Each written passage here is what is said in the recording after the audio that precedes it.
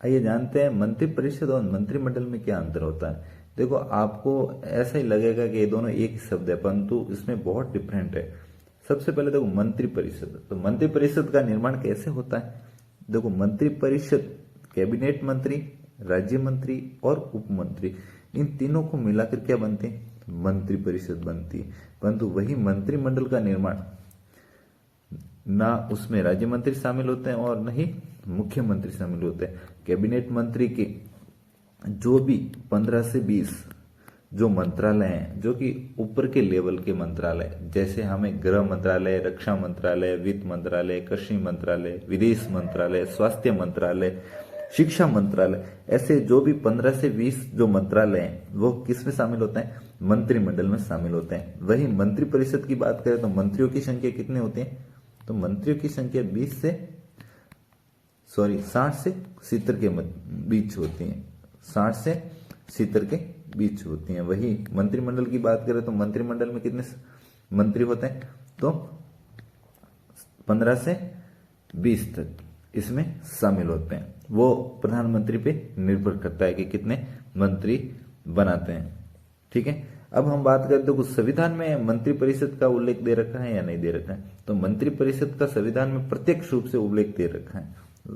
देखो, आर्टिकल 74 और 75 जो कि आप जानते होंगे, उसमें मंत्रिपरिषद का संविधान में प्रत्यक्ष रूप से उल्लेख दे रखा है, परंतु वही मंत्रिमंडल का प्रत्यक्ष रूप से उल्लेख नहीं दे रखा है। जब हमारा राष्ट्रीय आपातकाल घोषित करते हैं तो उस समय हमें मंत्रिमंडल की लिखित सहमति लेनी आवश्यक होती है। उस समय हमें मंत्रिमंडल के जो कि शब्द का उल्लेख मिलता है, मंत्रिमंडल। ठीक है, अब बात करें, देखो लोकसभा के प्रति सामूहिक रूप से उत्तरदायित्व कौन होता है, तो मंत्रिपरिषद होता है। ठीक है, और मंत्रिपरिषद के जो भी कार्य हैं, ठीक है, जो मंत्रिपरिषद लोकसभा के प्रति सामूहिक रूप से उत्तरदायित्व है, उसको क्रियान्वयन करने के लिए मंत्रिमंडल का प्रमुख प्रभुत्व होता है। ठीक है, ताकि जो भी मंत्रिमंडल कार्य सौंपे तो उसे क्या करना पड़ता है, मंत्रिमंडल को करना पड़ता है, ताकि यह लोकसभा के प्रति क्या बने, जिम्मेदार बने। ठीक है, और मंत्रिमंडल का रोल देखे लास्ट में, तो मंत्रिपरिषद से अधिक होता है उसका शक्ति और रोल। ठीक है, जब भी कोई संसद में कानून लाना है, जब भी कोई सरकार कानून लाएगी, तो सबसे पहले मंत्रिमंडल का अप्रूवल होना आवश्यक है, तभी वो संसद में कानून बनेगा, सरकार द्वारा लाया गया।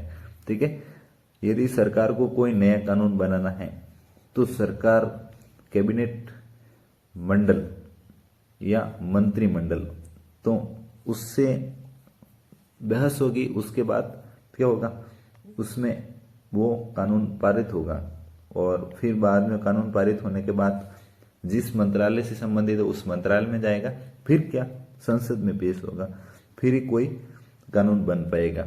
इससे पहले ये संभव नहीं है। ठीक है, ये होगी मंत्रिमंडल की शक्तियां।